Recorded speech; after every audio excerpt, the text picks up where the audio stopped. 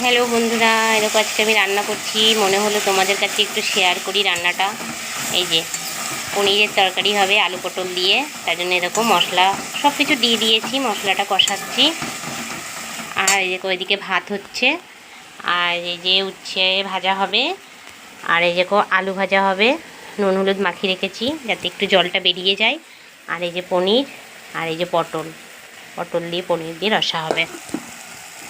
এরকম মশলাটাকে কষাচ্ছি, জল দিয়ে দেব।